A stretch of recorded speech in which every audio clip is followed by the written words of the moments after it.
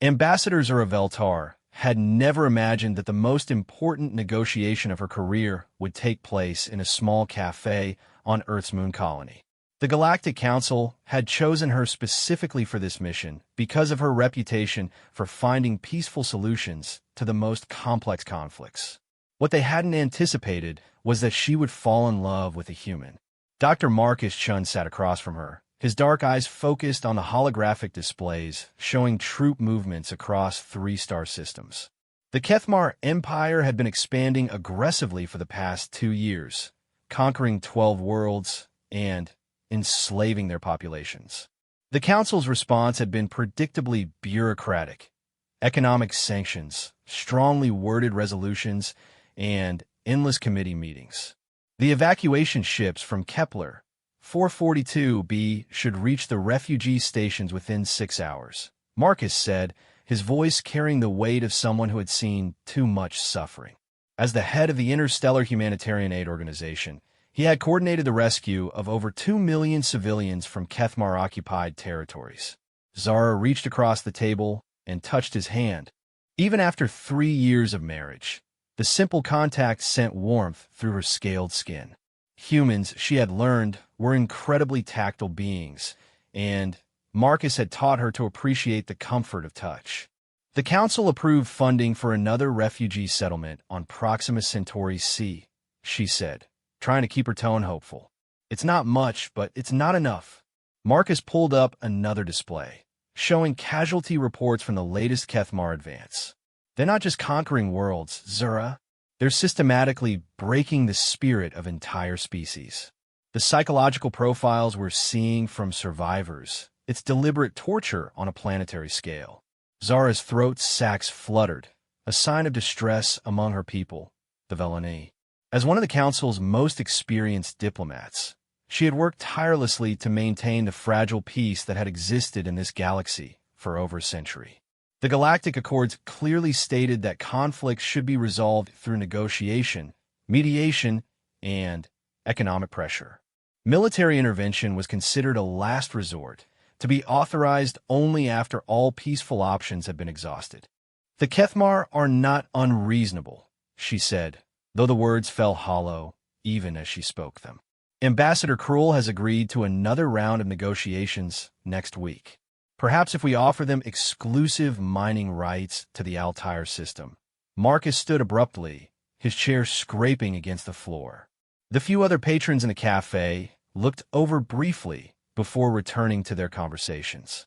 Zara, I love you more than anything in this universe, but I can't keep pretending that your council's approach is working. The peace is held for 107 years, Zara said, her voice taking on the formal tone she used during official negotiations.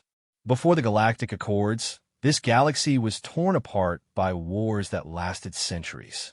Billions died in conflicts that could have been prevented through proper diplomatic channels. And how many billions are dying now while your council debates the proper font size for their resolutions? Marcus's voice was quiet, but Zara could hear the anger beneath his controlled tone. I've been a Kepler 442b, Zara. I've seen what the Kethmar do to captured civilians. I've held dying children while their parents begged me to explain why no one was coming to help them. Zara felt her secondary heart begin to race, a physiological response that occurred when Velani faced moral conflict. Marcus, please understand. The moment we abandoned diplomatic solutions, we opened the door to the kind of galactic warfare that nearly destroyed all of our civilizations. The humans fought among themselves for millennia before joining the Council. You, of all people, should understand the importance of peaceful resolution.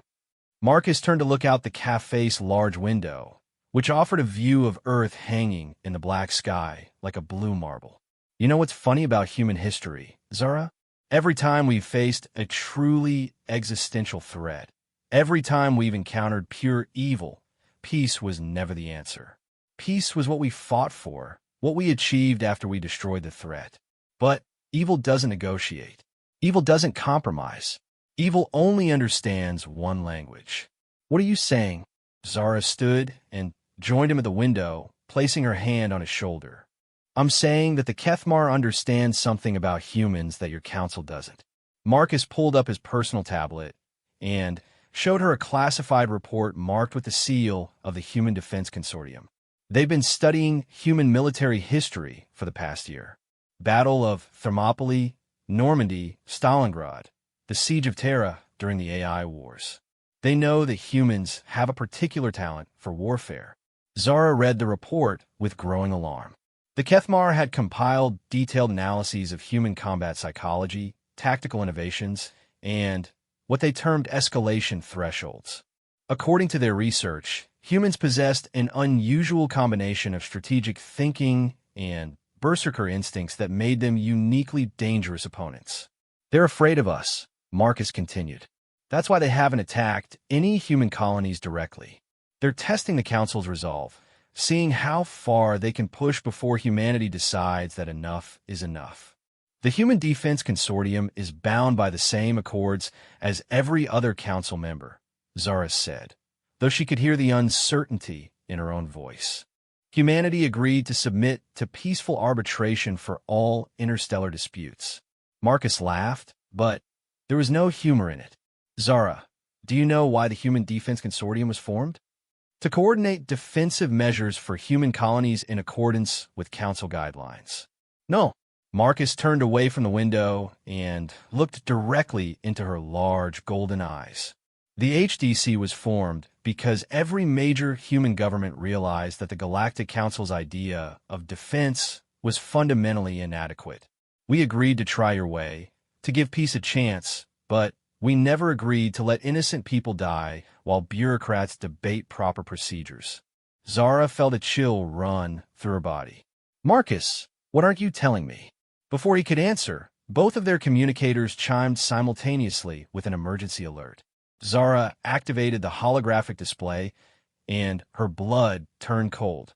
The Kethmar Third Fleet had just jumped into the Tau Ceti system and opened fire on the civilian populations of 3 different worlds simultaneously. Preliminary estimates suggested over 50 million casualties in the first hour alone. Dear ancestors, Zara whispered, falling back in her chair. They hit Tau Ceti Prime during the Harmony Festival. There were over 30 million visitors from 40 different worlds. Marcus was already on his communicator, speaking in rapid, clipped sentences to someone on the other end. Yes, I understand. No, we can't wait for Council authorization. Activate Protocol 7 immediately. Zara looked up sharply. Protocol 7? I've never heard of that. Marcus ended his call and sat back down across from her. When he spoke, his voice was gentler than it had been all day. Zara, I need you to understand something about humans. We joined the Galactic Council because we genuinely believed in the dream of a peaceful galaxy. We wanted to learn from species that had moved beyond warfare to evolve past our own violent nature. You have evolved, Zara said desperately. Human crime rates are among the lowest in the galaxy. Your colonial expansion has been entirely peaceful. You've contributed more to interspecies cooperation than any member species in the past 50 years. We've been good neighbors, Marcus agreed. But we never stopped being human. And humans have a very simple rule about neighbors who hurt innocent people. As if summoned by his words, the cafe's news display activated, showing emergency broadcast from across the galaxy. The Tau Ceti attacks had been more devastating than initial reports suggested. The Kethmar hadn't just attacked the civilian populations. They had systematically targeted hospitals, schools, and refugee centers. Children's aid stations that Marcus himself had helped establish were burning. Zara watched her husband's face as the reports continued. She had seen Marcus angry before, frustrated by bureaucratic delays, or heartbroken by refugee stories. But this was different. This was something primal and cold and absolutely terrifying. For the first time since she had known him, Marcus looked like what the Kethmar intelligence reports claimed humans could become, a predator. The Council will convene an emergency session, she said, though her voice sounded weak, even to herself. We can authorize immediate humanitarian aid, perhaps even limited military intervention under Article 12 of the Emergency Response Protocol. The Council will debate for days while more children die. Marcus said. And when they finally authorize limited intervention, it will be too little, too late, exactly like it was on Kepler 442b. Zara's personal communicator chimed with an incoming call from the Velani Council representative. She accepted the call, and the holographic image of Elder Kar Thun appeared above the table. Ambassador Veltar, the elder said formally, the Council requires your immediate presence at the emergency session. The Tau Ceti situation demands a unified response. I'll be there within the hour, Elder, Zara replied. See that you are. And, Ambassador, your human husband's organization has been specifically requested to coordinate refugee assistance. The Council appreciates his expertise in humanitarian matters. The call ended, and Zara looked at Marcus expectantly. But, instead of acknowledging the Council's recognition, Marcus was staring at his own communicator with an expression she had never seen before. Marcus? The Council wants the IHAO to coordinate refugee efforts. That's what you've been pushing for. It's too late for refugees, Marcus said quietly. Look, he turned his communicator toward her, showing a live feed from the human news networks. Admiral Sarah Chun, Marcus's sister, was standing at a podium bearing the seal of the Human Defense Consortium. Behind her, Zara could see the assembled representatives of every major human military organization, citizens of the human territories and allies of humanity. Admiral Chun began. At 1430 Galactic Standard Time, the Kethmar Empire launched unprovoked attacks against civilian populations in the Tau Ceti system. These attacks specifically targeted non-combatants, including children, medical personnel, and refugees under the protection of interstellar law. Zara felt her legs go weak. She recognized the formal language, the careful legal phrasing. This was how humans declared war. The Human Defense Consortium has concluded that the Kethmar Empire represents a clear and present danger to all sapient life in this galaxy. While we respect our allies in the Galactic Council, and will continue to coordinate with them wherever possible, humanity will not stand by while innocents are slaughtered. Admiral Chun paused, and the camera pulled back to show the full scope of the assembly behind her. Representatives from Earth, Mars, the Jupiter colonies, the Alpha Centauri systems, and dozens of other human worlds. More telling were the non-human faces scattered throughout the crowd. Rigelians, vegan traders, even a few Velani colonial administrators. Effective immediately, the Human Defense Consortium is invoking Article 1 of the Terra Accords, the right of any sapient species to defend itself and its allies against genocide. The Kethmar Empire has 72 hours to withdraw all forces from occupied territories and surrender their military leadership for trial before an interstellar tribunal. Failure to comply will result in the full military response of the Human Defense Consortium and all allied forces. The broadcast ended, and the cafe fell completely silent. Zara stared at Marcus, trying to process what she had just witnessed. The Terra Accords? I've never heard of any Terra Accords. Marcus reached across the table and took her hands in his. The Terra Accord were signed by every human government before we joined Galactic Council. They established certain non-negotiable principles that would override any external treaties if humanity ever faced an existential threat. The Council was never informed because we hoped we'd never need to invoke them. You've been planning this, Zara said, the reality finally sinking in. This whole time, while I've been trying to negotiate peace, you've been preparing for war. We've been preparing to defend innocence, Marcus corrected. There's a difference. Zara pulled her hands away and stood up. You lied to me. For 3 years, you've let me believe that humans had embraced the Council's peaceful approach. You've let me present humanity as a model for other species to follow. We haven't lied about anything, Marcus said, also standing. Humans have embraced peace. We've followed every Council protocol, respected every treaty, and exhausted every diplomatic option. But we never agreed to let evil triumph while we filled out paperwork. The Kethmar will see this as a declaration of war. The Kethmar committed acts of war when they started murdering civilians. Marcus's voice was harder now, and Zara could see the same cold determination she had witnessed in his sister's broadcast. They just assumed that the galaxy was too civilized to respond appropriately. Zara's communicator chimed again, this time with an urgent priority message from the Galactic Council. She accepted the call, and suddenly, the air above their table was filled with holographic projections of over 30 council representatives, all speaking at once in a cacophony of different languages and emotional states. Order! Order! The voice of the council president, an ancient Thurlian named Gexvo, cut through the noise. Ambassador Veltar, you are hereby ordered to use any and all influence with human leadership to prevent this catastrophic breach of galactic peace accords. With respect, President Gexvo, Zara said, her throat's sacs still fluttering with stress. I'm not certain that the human response constitutes a breach of any existing accords. The Terra Accords predate humanity's membership in the Council. The Terra Accords are a unilateral human document with no legal standing under galactic law, snapped Ambassador Kroll, his Kethmar features twisted with what might have been anger or amusement. This primitive species threatens the stability of our entire civilization.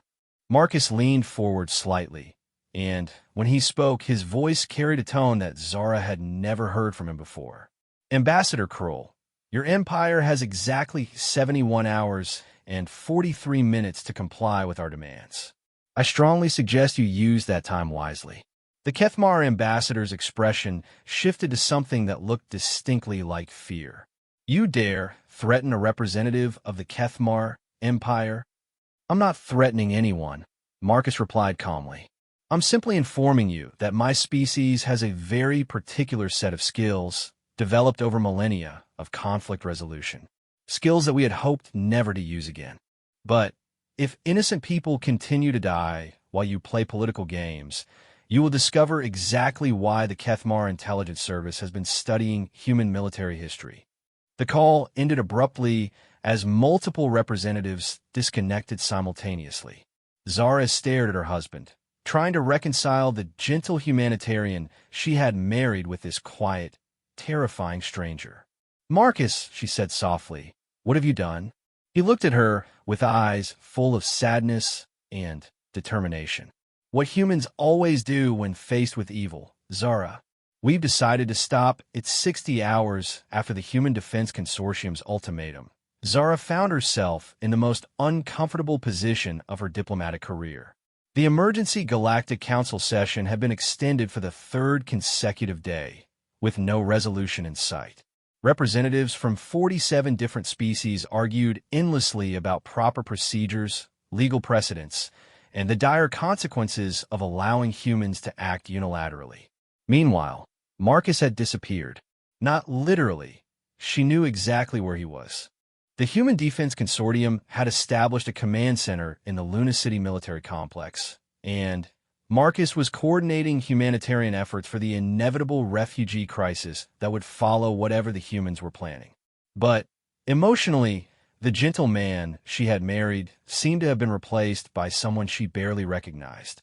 The Velani delegation formally objects to any military action that has not been properly authorized through established council protocols, Elder Carthon was saying, his image projected large above the assembly hall.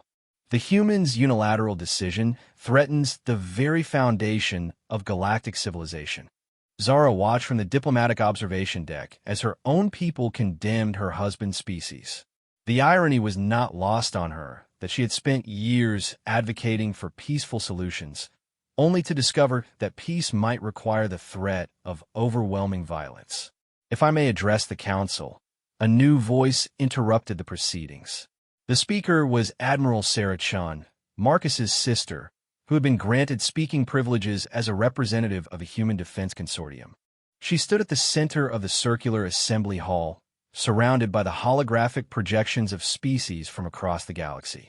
Admiral Chun, President Gexvo acknowledged, the Council recognizes your authority to speak for humanity in this matter. Thank you, President Gexvo. Admiral Chen's voice was calm and professional, but Zara could see the family resemblance in her eyes, the same quiet intensity that Marcus displayed when discussing humanitarian crises. I want to address some misconceptions that seem to have developed about humanity's intentions. Your intentions are irrelevant, Ambassador Cruel interjected. Your species has violated every principle of civilized discourse by threatening military action without proper authorization. Admiral Chun turned slightly to face the Kethmar representative directly. Ambassador Cruel, according to our intelligence reports, your Empire's forces have spent the past 12 hours systematically executing prisoners of war on Tau Ceti Prime. Yesterday, your soldiers used vegan children as human shields during an assault on a medical facility. This morning, your fleet bombarded a refugee camp that was clearly marked with neutral humanitarian symbols. The assembly hall fell silent. Several representatives activated their own data terminals, accessing independent intelligence reports that confirmed Admiral Chen's statements. These are the actions of a military force, Admiral Chen continued, not an empire interested in negotiation or territorial expansion. These are the actions of a species that views genocide as a legitimate tool of statecraft. The Kethmar Empire's internal security measures are not subject to review by inferior species, Kroll replied, but his translator was struggling with what sounded like nervous clicking sounds in his native language. Internal security measures. Admiral Chun repeated the phrase slowly, letting it hang in the air. President Gexvo, I believe the Council needs to understand something fundamental about human psychology. My brother Marcus, whom many of you know as a humanitarian leader, has spent the past 3 years documenting Kethmar atrocities. He has personally interviewed over 10,000 refugees, compiled medical evidence of systematic torture, and mapped the deliberate targeting of civilian infrastructure. Zara felt her stomach tighten. She knew Marcus had been affected by his work with refugees, but she hadn't realized the scope of what he had been documenting. Marcus wanted to save lives through proper channels, Admiral Chin said. He believed in the Council's approach because he believed in peace. But yesterday, when the Kethmar targeted the children's hospital he had helped establish on Tau Ceti Prime, something in my brother broke. The Admiral paused and activated a holographic display in the center of the chamber. The image showed Marcus standing in the ruins of what had clearly been a medical facility. His clothes were torn and bloody, and he was cradling the body of what appeared to be a small alien child. This photograph was taken 6 hours ago, Admiral Chin said quietly. The child's name was Pipka. She was a vegan refugee who had lost her parents in the initial Kethmar invasion of her homeworld. Marcus had personally arranged her medical treatment for injuries sustained during her escape.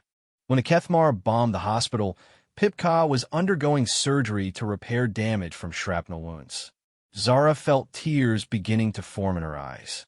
She remembered Marcus mentioning Pipka several times over the past few months, describing how the child had started to smile again despite everything she had endured. Marcus called me after this photograph was taken, Admiral Chun continued. Do you know what he said? He said, Sarah, I don't think I believe in peace anymore. I think I believe in justice. Ambassador Cruel shifted uncomfortably. The Chun human's emotional state is irrelevant to these proceedings. The Kethmar Empire will not be threatened by primitive Ambassador Cruel. Admiral Chun interrupted, her voice still calm, but carrying an undertone that made several representatives lean back in their chairs.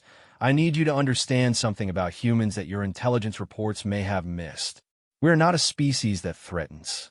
We are a species that promises. She gestured, and the holographic display changed to show a tactical overview of the Tau Ceti system. Red markers indicated Kethmar fleet positions, while blue markers showed what appeared to be a much smaller human force at the edge of the system. 47 hours ago, you deployed approximately 12,000 ships to the Tau Ceti system. Your force includes 6 Dreadnought-class vessels, 18 battlecruisers, and enough support craft to maintain a blockade for several years. By any conventional measure, it should be capable of defending against a force 10 times its size. Cruel's translator was making increasingly agitated clicking sounds. The Third Fleet is more than adequate to deal with any human aggression. I'm sure it is, Admiral Chen agreed. However, I should mention that 18 hours ago, a single human ship entered the Tau Ceti system. The tactical display zoomed in to show a small blip at the very edge of the system, almost invisible against the massive Kethmar fleet deployment. One ship, President Gexvo asked. Admiral Chun, surely you're not suggesting that a single human vessel could threaten such a substantial military force? Oh, not threaten, President Gexvo, Admiral Chun replied. Eliminate. The assembly hall erupted in nervous conversation. Representatives who had spent the past 3 days debating the legal implications of human military action were suddenly faced with the practical reality that such action might already be underway. The vessel is the HDC Retribution, Admiral Chen continued. It's commanded by Captain Elena Vasquez, who previously served as tactical officer aboard the generation ship that first brought humans to this galaxy. Captain Vasquez has a very particular skill set that we developed during the AI wars. The ability to analyze enemy fleet formations and identify critical vulnerabilities. Zara activated her personal terminal and accessed the Council's military database. The HDC Retribution was listed as a light cruiser, barely 200 meters long and equipped with standard defensive armaments. According to the specifications, it was designed for reconnaissance and humanitarian support, not combat operations. Your reconnaissance ship is noted, Admiral Chun, Ambassador Krull said with what sounded like amusement. The Third Fleet will monitor its activities in accordance with standard security protocols. Admiral Chun smiled, and for the first time since the session began, she looked genuinely happy. Ambassador Krull, I don't think you understand. The Retribution isn't there to fight your fleet. It's there to remove it. The tactical display updated in real time, showing the movement of ships throughout the Tau Ceti system.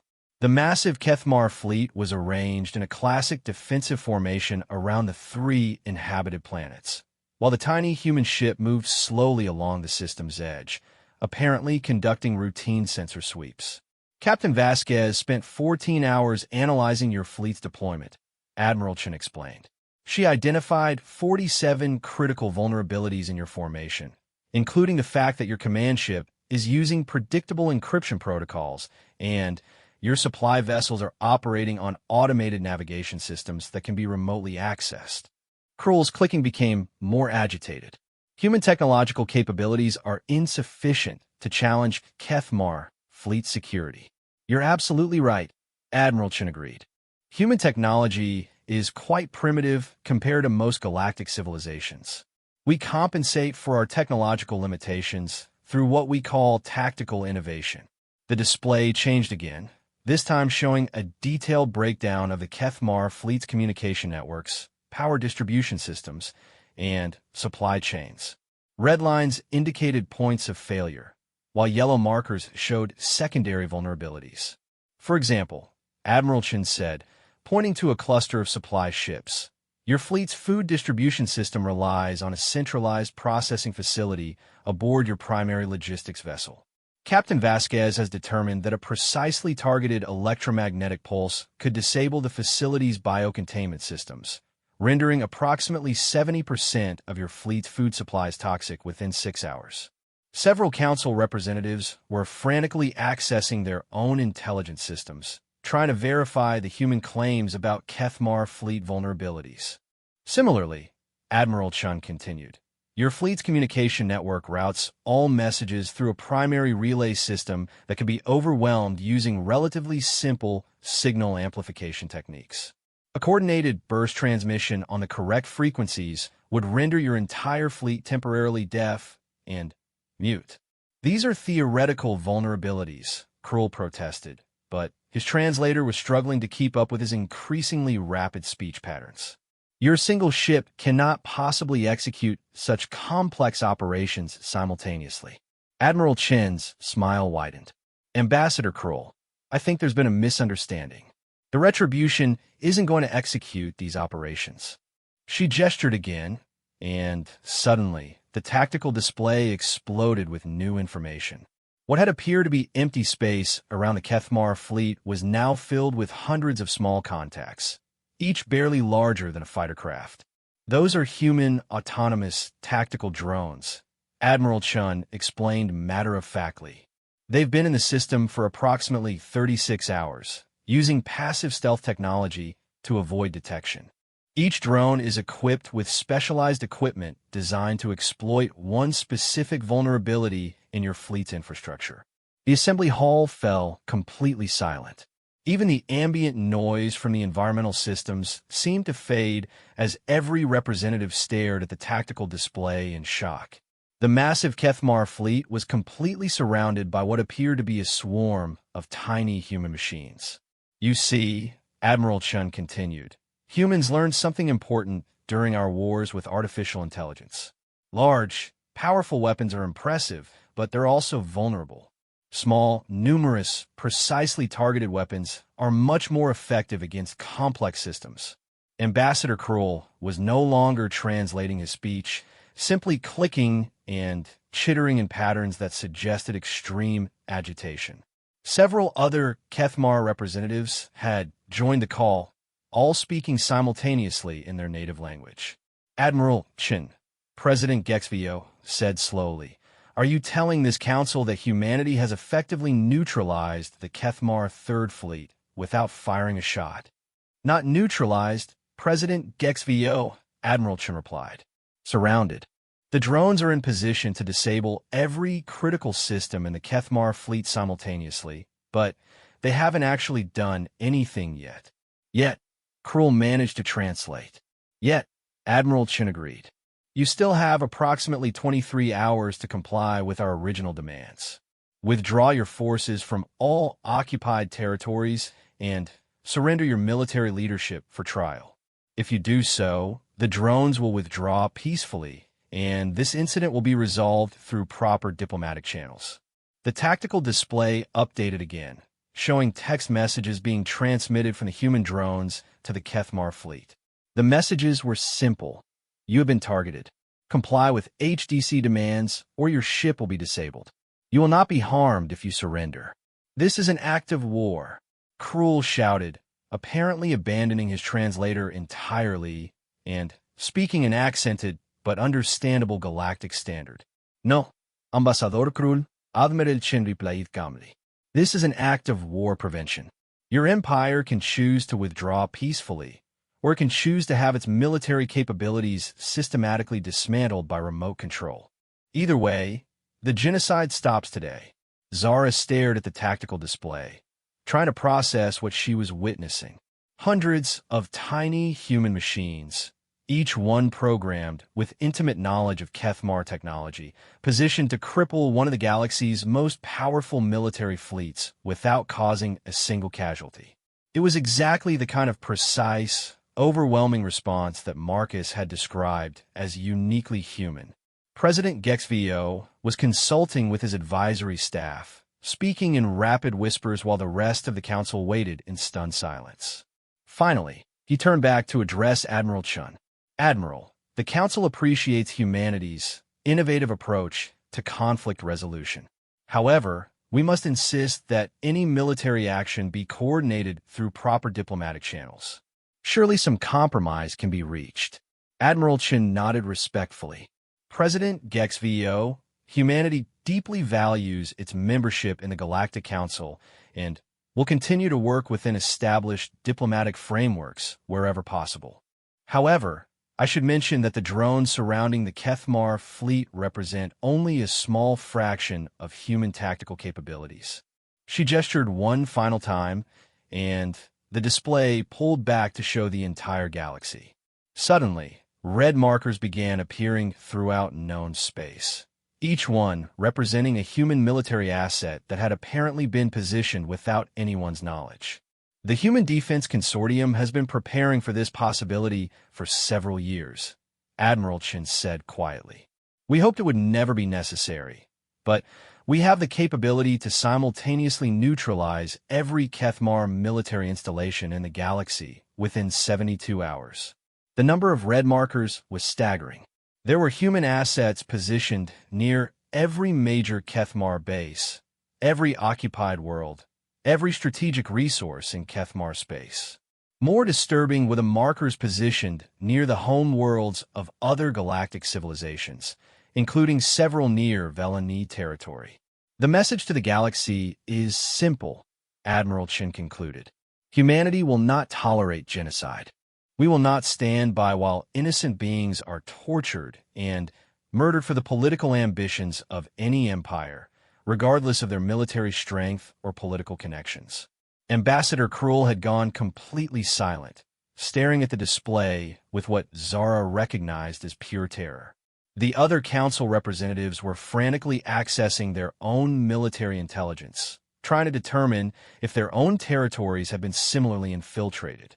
The Kethmar Empire has 22 hours to comply with our demands, Admiral Chin said.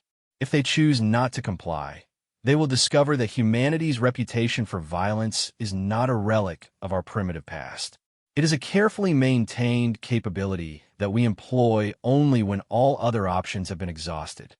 The session was suspended as emergency consultations began among the various species leadership. Zara made her way to the Luna City military complex, her mind reeling from what she had witnessed. The human she had married was part of a species that had apparently spent years preparing to single-handedly police the entire galaxy. She found Marcus in a small office overlooking the command center, staring out at the Earth hanging in the black sky.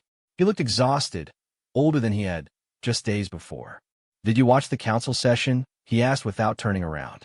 "I watched my sister threaten to dismantle galactic civilization," Zara replied, sitting down in the chair next to his desk.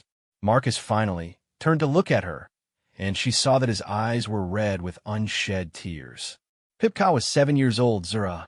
7.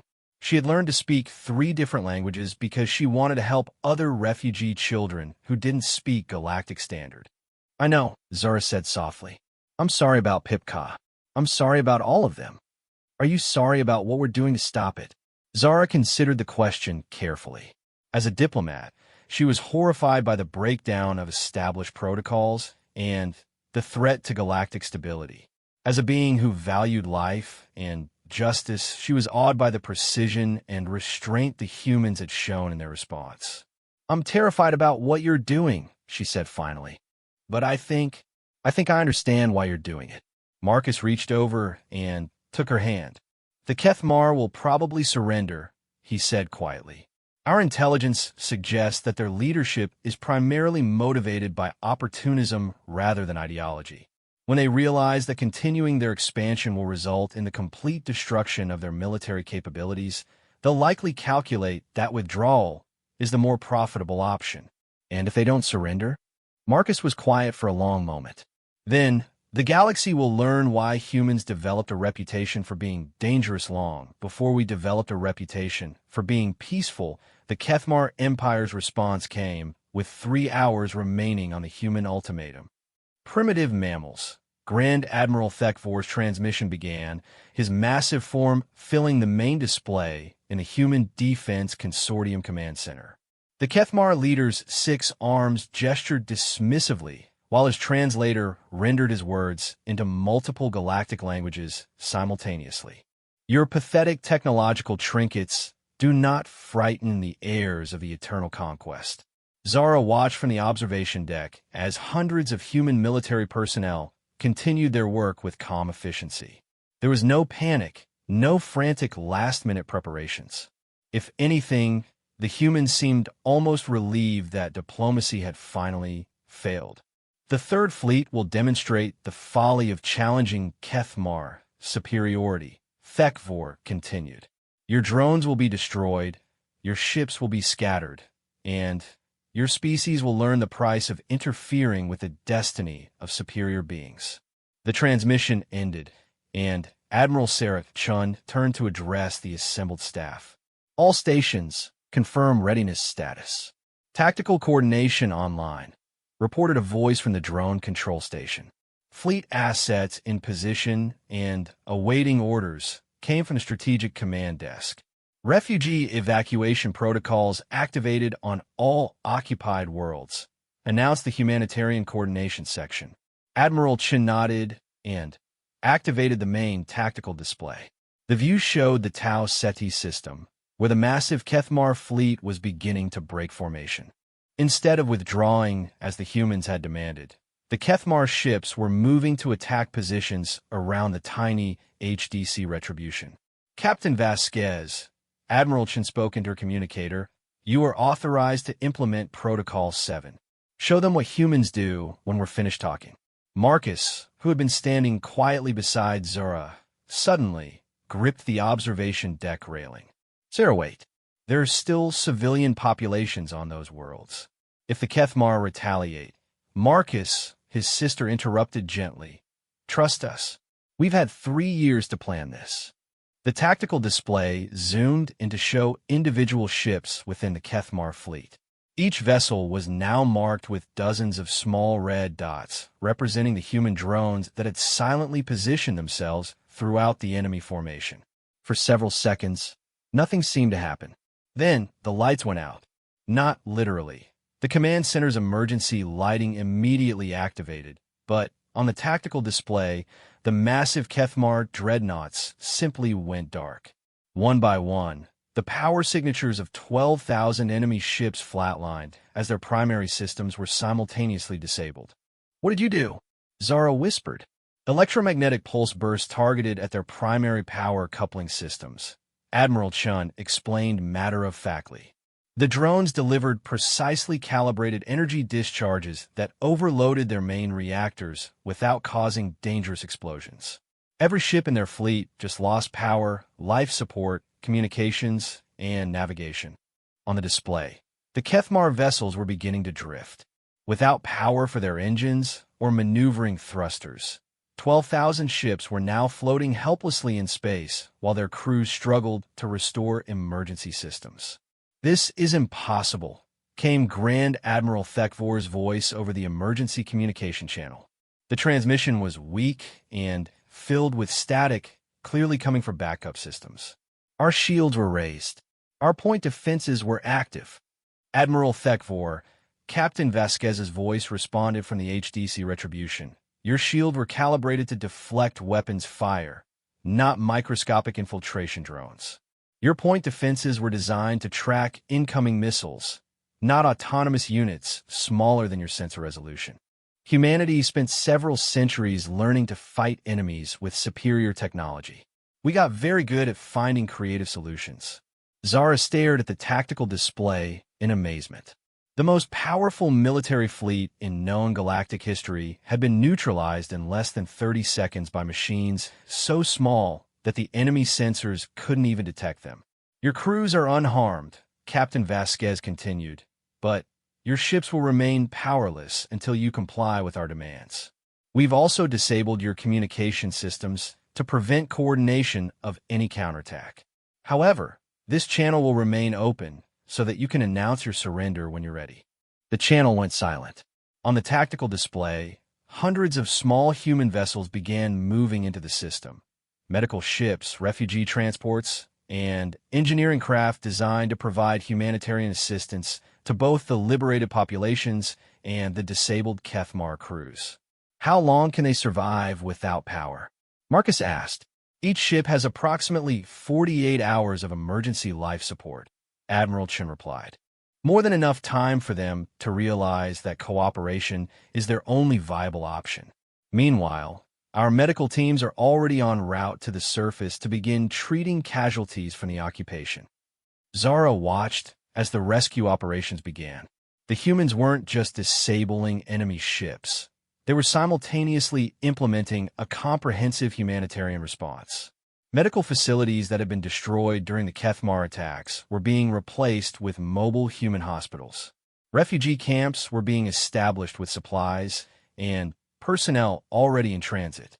"This is incredible," she said softly. "You plan for both the military operation and the civilian relief efforts simultaneously." "That's how humans fight wars, Zura," Marcus replied. "We don't just defeat enemies. We rebuild what they destroyed and make sure it doesn't happen again."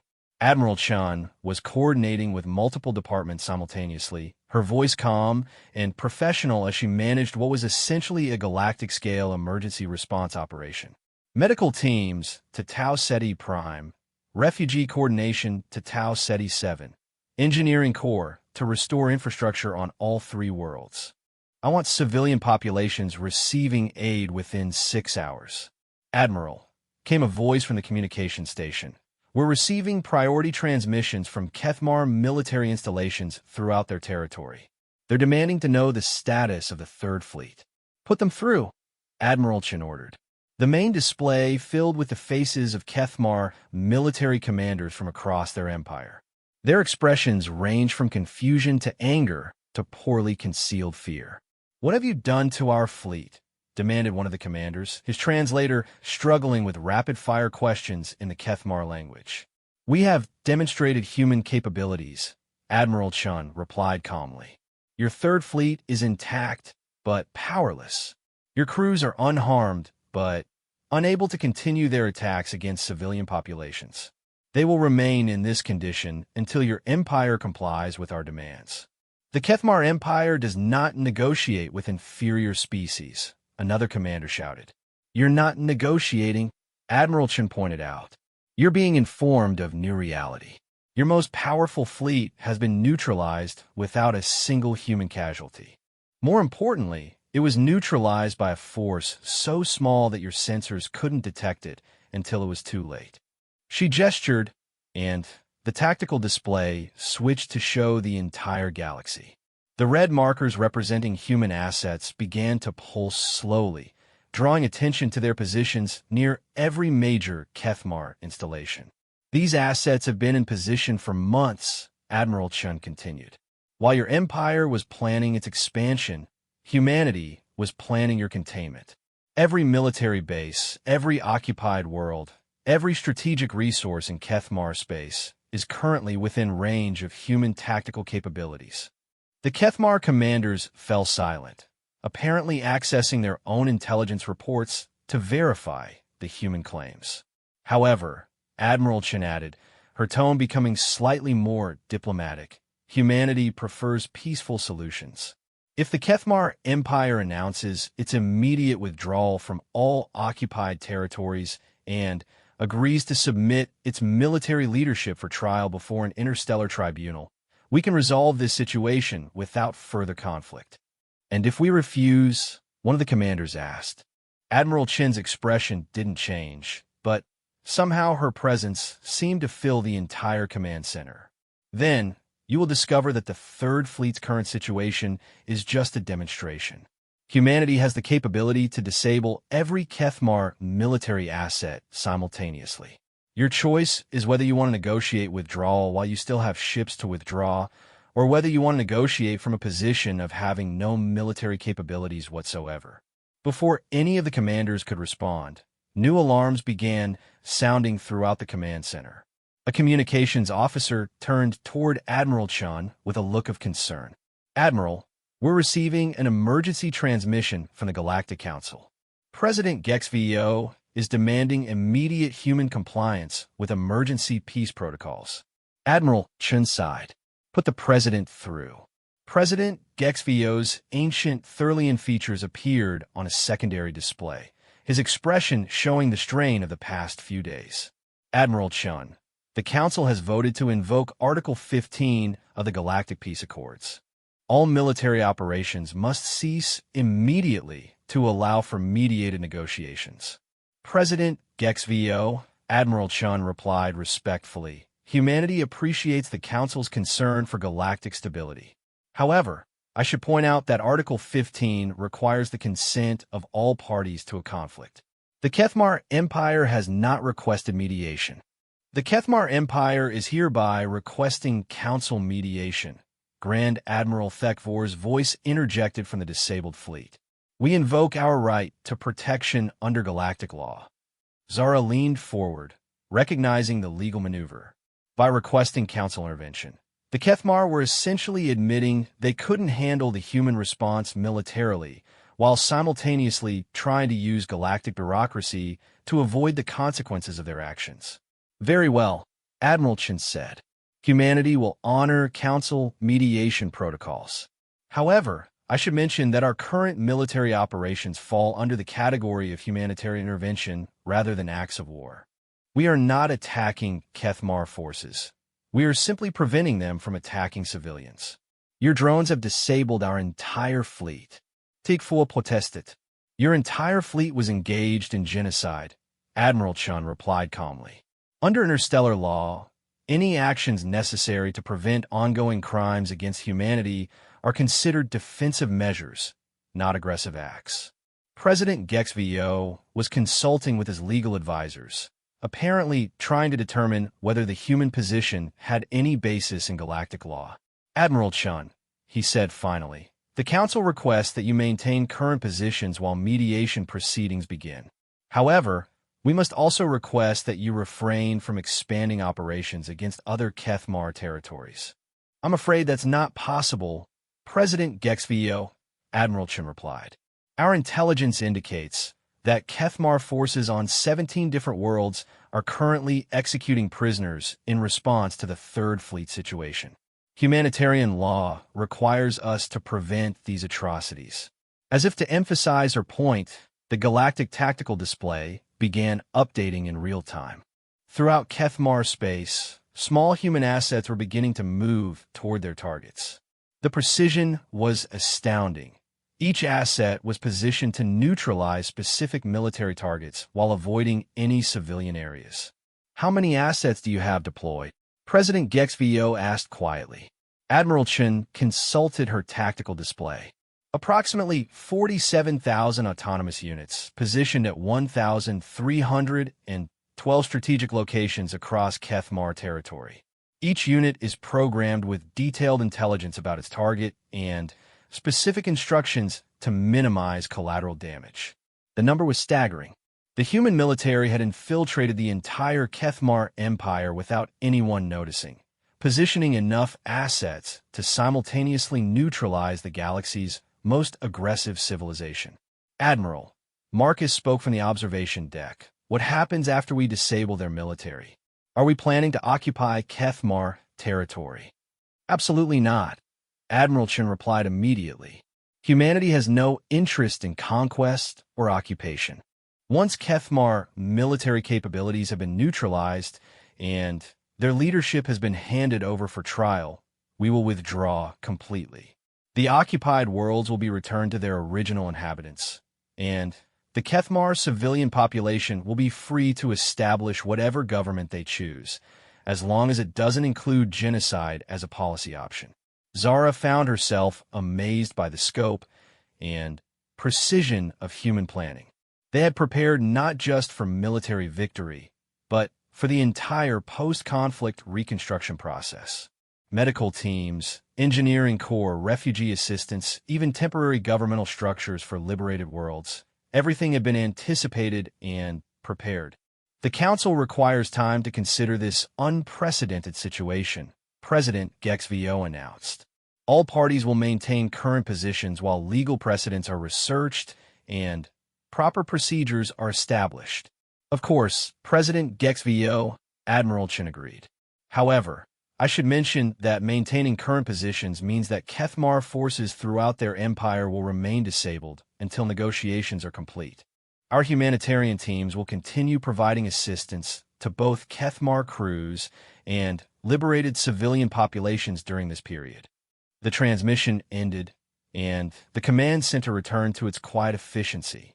Zara watched as hundreds of human personnel continued coordinating the largest humanitarian operation in galactic history, all while maintaining a military readiness that had just demonstrated the capability to neutralize an entire star empire in minutes. Marcus, she said softly, I need to ask you something, and I need you to be completely honest with me. Of course, how long has humanity been capable of this? Not just the military technology, but the coordination, the intelligence gathering, the humanitarian infrastructure? This isn't something you could have developed in response to the Kethmar crisis. Marcus was quiet for a long moment. We've been preparing since the day we joined the Galactic Council, he said finally. Not because we wanted to conquer anyone, but because we wanted to make sure that what happened to Earth during the AI wars never happened to anyone else. The AI wars ended over 200 years ago. Yes, Marcus replied. 200 years of remembering what it's like to watch helplessly while innocents die. 200 years of promising ourselves that if we ever had the power to prevent it, we would never allow genocide to succeed. Zara looked out at the tactical displays showing human forces positioned throughout the galaxy, not as conquerors but as guardians. For the first time since the crisis began, she understood what her husband had meant when he said that humans had evolved beyond their violent nature without abandoning their capacity for violence. "You're not trying to rule the galaxy," she said, the realization dawning on her. "You're trying to protect it." Marcus nodded. Peace was always the plan, Zura. But sometimes peace requires the credible threat of overwhelming force. The Galactic Council's emergency mediation session had been in progress for 6 hours when everything changed.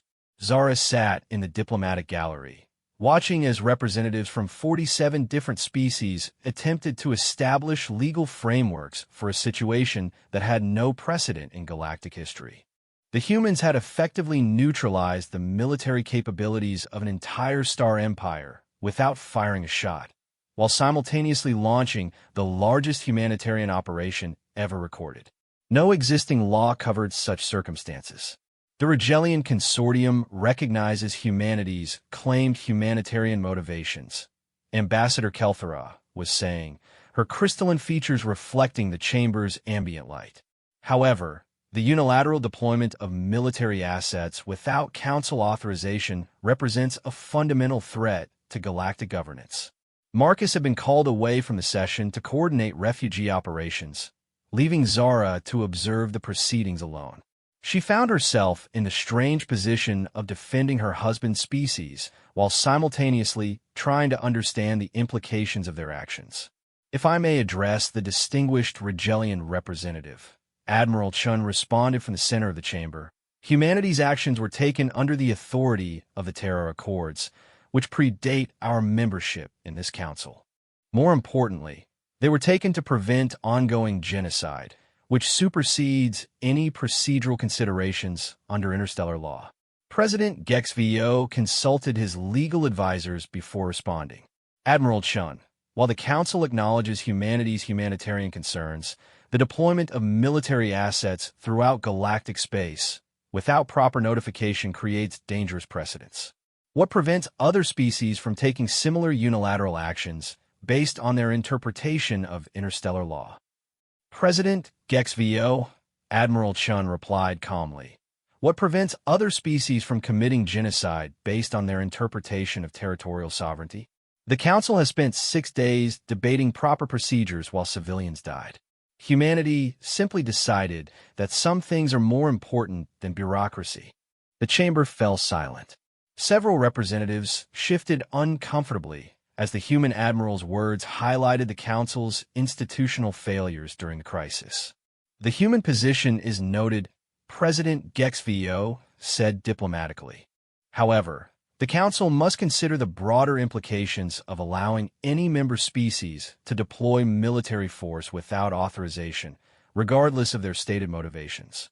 Before Admiral Chun could respond, emergency alarms began sounding throughout the chamber. A communications officer rushed to President Gexvio's side and whispered urgently in his ear.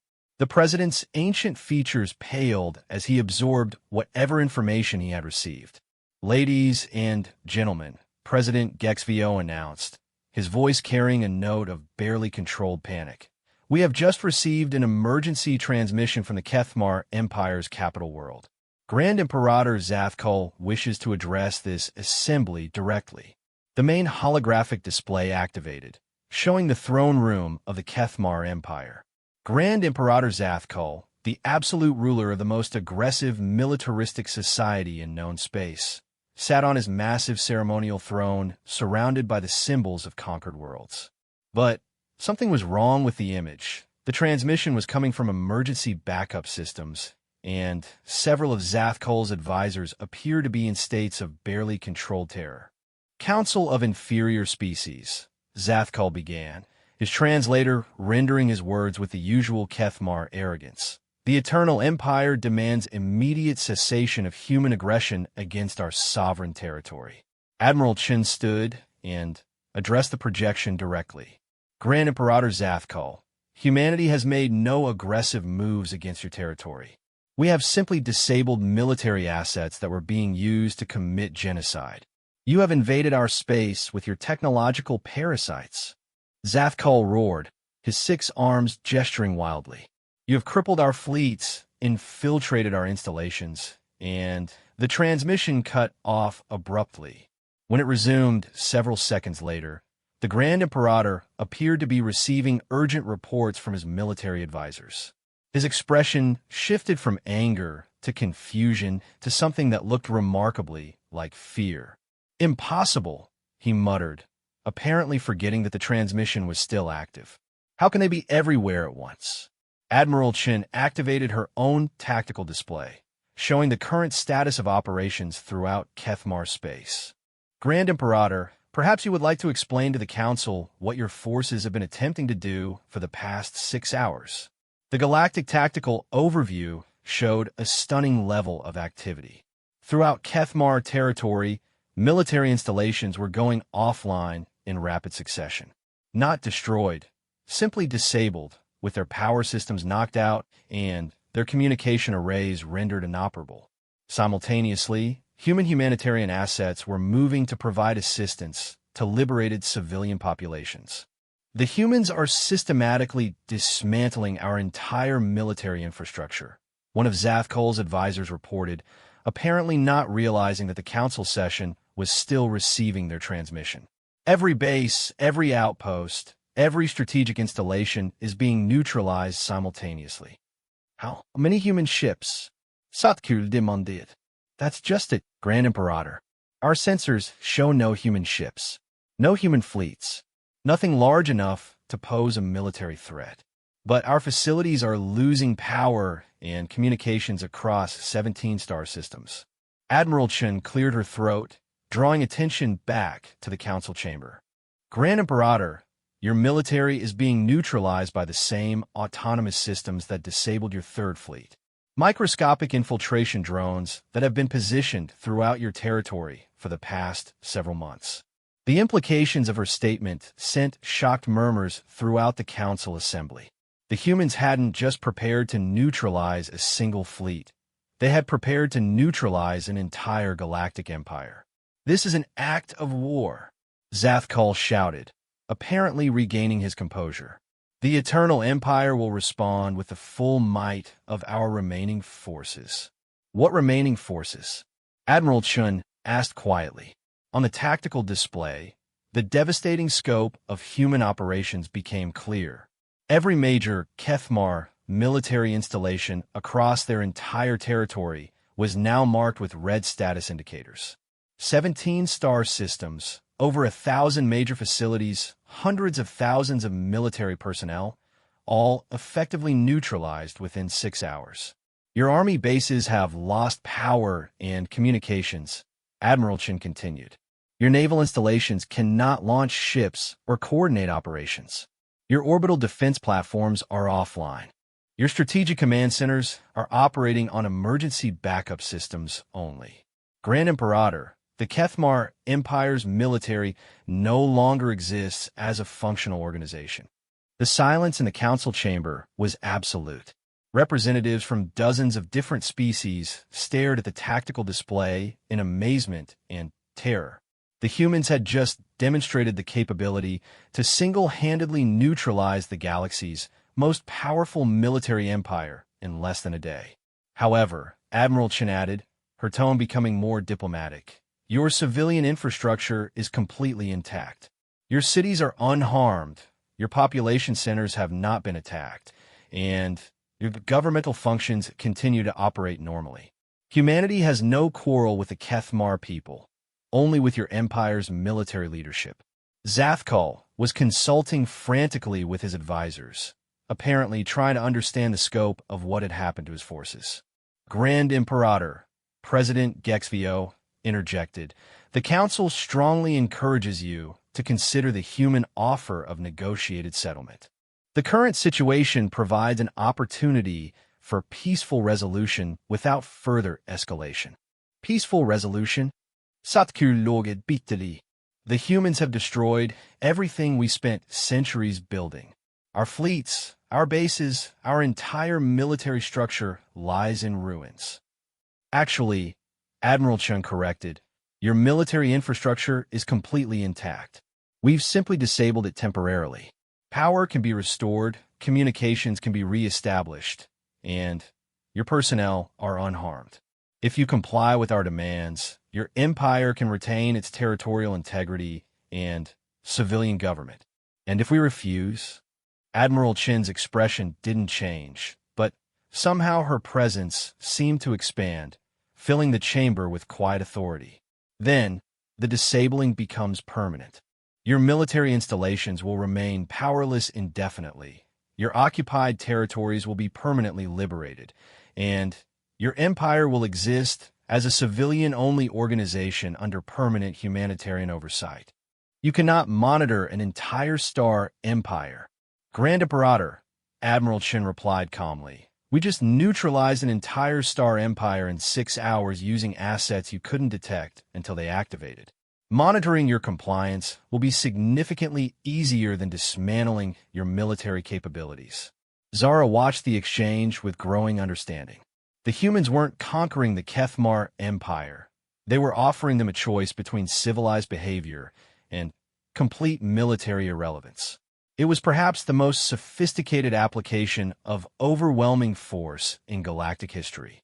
The Council requests a brief recess to allow the Grand Imperator to consult with his advisors. President Gexvio announced diplomatically. The transmission from the Kethmar capital ended, leaving the Council chamber buzzing with nervous conversation. Admiral Chen remained at the center of the assembly, calmly fielding questions from various representatives while monitoring ongoing operations through her personal communicator. Admiral Chen, Ambassador Kelthara asked, the Rigelian Consortium must know, do human forces have similar capabilities deployed near other member worlds? The Human Defense Consortium has assets positioned throughout the galaxy, Admiral Chen replied honestly. However, these assets are programmed to respond only to specific threat profiles. Species that do not engage in genocide, territorial conquest, or systematic oppression have nothing to fear from human military capabilities. And who determines these threat profiles? Demanded the representative from the Vegan Trade Federation. Independent analysis conducted by multiple human intelligence agencies, verified through cooperation with local resistance movements and refugee testimony, Admiral Chen explained. The same intelligence-gathering network that documented Kethmar atrocities and identified their military vulnerabilities. Zara found herself impressed by the transparency of the human response. Rather than hiding their capabilities or making vague threats, they were openly explaining their methods and criteria. It was a sophisticated approach to establishing deterrence while maintaining diplomatic relationships. Admiral, President Gexvio said, the Council must ask directly, does humanity intend to establish itself as the galaxy's military authority? Admiral Chan was quiet for a moment before responding. President Gexvio, humanity has no desire to rule anyone or anything beyond our own territories. We simply want to ensure that what happened on Earth during the AI wars never happens to anyone else. If the Council can establish effective mechanisms for preventing genocide and systematic oppression, humanity will gladly return to purely humanitarian activities. And if the Council cannot establish such mechanisms, then humanity will continue to provide them unilaterally until the Council can. The implications of her statement were clear. The humans were essentially offering to serve as the galaxy's military conscience, intervening only when other species engage in behavior that threatened the fundamental rights of sapient beings. Before President Gexvio could respond, Marcus entered the chamber and approached Admiral Chun. He whispered urgently in her ear, and Zara saw her expression shift to one of concern.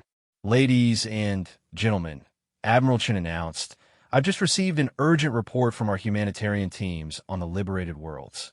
The scope of Kethmar atrocities was significantly worse than our initial intelligence indicated." She activated a new holographic display showing medical reports, survivor testimonies, and documentary evidence from the recently liberated territories.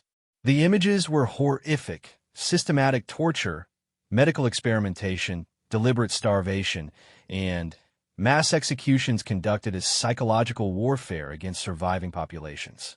These facilities were discovered on every world occupied by Kethmar forces, Admiral Chen said quietly.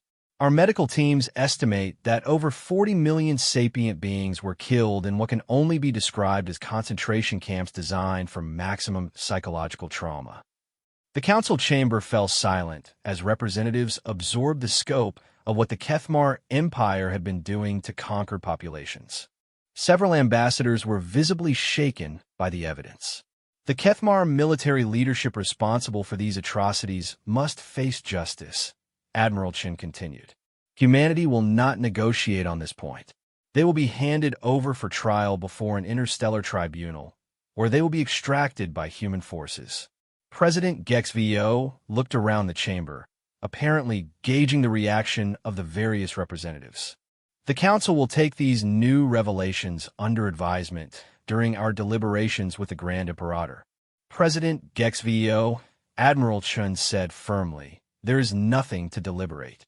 The evidence is clear, the law is unambiguous, and humanity's position is non-negotiable. The only question is whether the Kethmar Empire will cooperate with justice willingly or whether it will be compelled to do so." The emergency alarms sounded again, and the Kethmar transmission reactivated. This time, Grand Imperator Zathkal appeared alone, his massive form hunched forward on his throne. When he spoke, his voice carried none of its previous arrogance. "Human Admiral," he said quietly, "the Eternal Empire wishes to discuss terms 2 months after the Kethmar capitulation, as galactic historians would later call it." Zara stood in the same lunar cafe where this crisis had begun. The view outside the window was different now. Earth hung in the black sky as it always had, but the space around it was filled with a steady stream of refugee ships arriving for medical treatment and resettlement assistance. Marcus sat across from her, reviewing reports from the humanitarian operations on the liberated worlds. The dark circles under his eyes had finally begun to fade, though she suspected he would carry the emotional weight of what he had witnessed for the rest of his life. "The reconstruction efforts on Kepler 442b are ahead of schedule," he said, looking up from his tablet. "The engineering corps finished restoring the hospital infrastructure last week, and the psychological trauma counseling programs are beginning to show positive results." "What about the Kethmar prisoners?" Zara asked, though she wasn't sure she wanted to know the answer. Grand Imperator Zathkal and 47 high-ranking military commanders are awaiting trial at the Interstellar Tribunal on Proxima Centauri b, Marcus replied. "The evidence is overwhelming. Even their own military records document the systematic nature of their crimes." Zara nodded, sipping her coffee while she processed the magnitude of what had transpired. The Kethmar Empire still existed, but it was now a shadow of its former self. Their military had been permanently disbanded under the terms of the surrender agreement, their occupied territories had been liberated and returned to their original inhabitants, and their government was operating under strict humanitarian oversight provided by a coalition of council species, led by human observers. The council finally approved the new emergency intervention protocols yesterday, she said, changing the subject to something slightly less depressing. "Really?" Marcus looked genuinely surprised. "I thought it would take them years to agree on anything that's specific." "Well, your sister's demonstration had a certain motivational effect on the legislative process," Zara replied dryly. "When 47 different species suddenly realize that one member civilization has the capability to neutralize all of their military assets simultaneously, they become very interested in establishing clear rules for when such capabilities can be used. The new protocols were actually quite sophisticated, establishing precise criteria for for humanitarian intervention and creating rapid response mechanisms that could authorize military action within hours rather than months. More importantly, they included provisions for multiple species to contribute to intervention forces, ensuring that no single civilization would have to bear the burden of galactic peacekeeping alone. Is humanity planning to comply with the new protocols? Zara asked. Marcus smiled, the first genuine smile she had seen from him since the crisis began. We helped write them, Zara. Admiral Chun spent 3 weeks working with council legal advisors to make sure the new system would actually work when needed. And the military assets that were deployed throughout the galaxy? Most of them have been withdrawn, Marcus said. We kept monitoring stations in a few locations where there are ongoing humanitarian concerns, but the autonomous tactical units have been recalled. The deterrent effect seems to be working. 3 different territorial disputes were resolved through negotiation last month after the parties involved realized that aggression might trigger human intervention. Zara found that particularly interesting. The mere knowledge that humans possessed overwhelming military capabilities had apparently motivated several species to resolve their conflicts peacefully rather than risk escalation. It was exactly the kind of peace-through-strength approach that human military doctrine had always favored. What about the Kethmar civilian population? How are they adapting to the changes? Marcus pulled up another report showing demographic and economic data from former Kethmar territory. Actually, remarkably well. It turns out that the Kethmar military leadership had been systematically oppressing their own people almost as brutally as they oppressed conquered populations. With the military hierarchy eliminated, Kethmar civilian society is beginning to develop more democratic institutions. And the liberated worlds? That's where the real success story is, Marcus said, his expression brightening. 17 different species that have been subjugated by the Kethmar are now working together to establish a mutual defense confederation. They're calling it the Liberation Alliance, and they've specifically requested human technical assistance in developing non-lethal defense systems. Zara smiled at the irony. The humans had developed weapons capable of neutralizing entire star empires, and now other species wanted to learn how to build similar capabilities for defensive purposes. It was exactly the kind of technology transfer that could prevent future genocides without escalating galactic militarization. The Council has formally asked humanity to establish a peacekeeping training academy, she said. They want other species to learn human tactical and humanitarian coordination techniques. Sarah mentioned that. Marcus replied. She's actually considering accepting the position as the Academy's first director. The idea is to teach other species how to identify and respond to humanitarian crises before they escalate to the level that requires military intervention. It was a logical evolution of human strategy. Rather than maintaining the capability to intervene in every potential crisis, they were teaching other species to intervene more effectively themselves. The galaxy was essentially learning to police itself using human-developed methods. There's something I want to ask you, Zara said, setting down her coffee and looking directly at Marcus.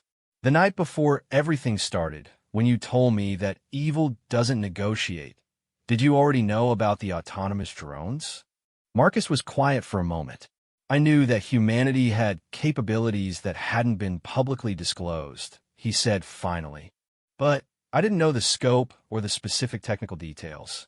Sarah and the military leadership kept operational security very tight. But you knew that the humanitarian approach wasn't the only option available. I knew that humans would never allow genocide to continue indefinitely while bureaucrats debated proper procedures, Marcus replied. I just hoped it wouldn't come to that. Zara reached across the table and took his hand. Do you regret what happened? Marcus looked out the window at the refugee ships arriving in Earth orbit, each one carrying survivors who would have died if the Council's diplomatic approach had continued unchanged. I regret that it was necessary, he said quietly. But I don't regret that we did it. The Galactic Council is a better institution now because of what you did, Zara said. The new emergency intervention protocols will save lives, The Peacekeeping Training Academy will prevent crises, and 47 different species now know that genocide has consequences. What about us? Marcus asked. How do you feel about being married to someone whose species just demonstrated that they could conquer the galaxy if they chose to? Zara considered the question carefully. I feel proud, she said finally. Proud that humans had the capability to conquer the galaxy and chose not to. Proud that they used overwhelming force only to protect innocence. And proud that they immediately began sharing their capabilities with others instead of hoarding them for strategic advantage. Marcus squeezed her hand gently. The Peacekeeping Academy is going to be built here on Luna, he said. Sarah wants me to develop the humanitarian coordination curriculum. We could design the programs together, combine human tactical thinking with Velani diplomatic techniques. A joint human-Velani approach to peacekeeping? Why not? Your species understands negotiation and conflict resolution better than anyone in the galaxy. My species understands rapid tactical response and humanitarian logistics. Together, we might be able to prevent the next Kethmar Empire before it gets started. Zara smiled, imagining the possibilities. A training academy where young diplomats and military officers from dozens of different species would learn to work together, combining the best aspects of their various cultures and capabilities. It was exactly the kind of institutional development that could ensure galactic peace for generations. There's one more thing, Marcus said, pulling out a small device that Zara recognized as a personal communicator configured for priority transmissions. Admiral, Chen asked me to extend an invitation to you. What kind of invitation? The Council has approved the formation of a new department, the Office of Interspecies Humanitarian Coordination. They want someone with your diplomatic experience to serve as the first director, working directly with the Peacekeeping Training Academy to develop rapid response protocols. Zara stared at the communicator, understanding the implications. The position would essentially make her the galaxy's chief humanitarian diplomat, responsible for coordinating international responses to crises before they escalated to the point of requiring military intervention. It would mean working very closely with human military planners, Marcus added with a slight smile. Particularly one human who's going to be designing humanitarian logistics curricula. Are you asking me to take the job because it's the right thing to do, or because you want to work with your wife? Both, Marcus replied honestly. The galaxy needs someone who understands both diplomatic protocol and humanitarian urgency. And I need someone who can keep me focused on saving lives instead of just winning conflicts. Zara looked around the cafe, remembering the conversation they had shared just 2 months earlier. Then, she had been defending a diplomatic system that had been fundamentally incapable of responding to true evil. Now, she was being offered the chance to help design a new system that could prevent such evil from ever taking root. Will humanity really accept civilian oversight of their military capabilities? She asked. Zara, humanity never wanted to be the galaxy's police force, Marcus replied. We just wanted to make sure that innocents were protected. If the Council can establish institutions that accomplish that goal, we'll gladly go back to building hospitals and schools. She activated the communicator and addressed Admiral Chen directly. Admiral, Ambassador Zura,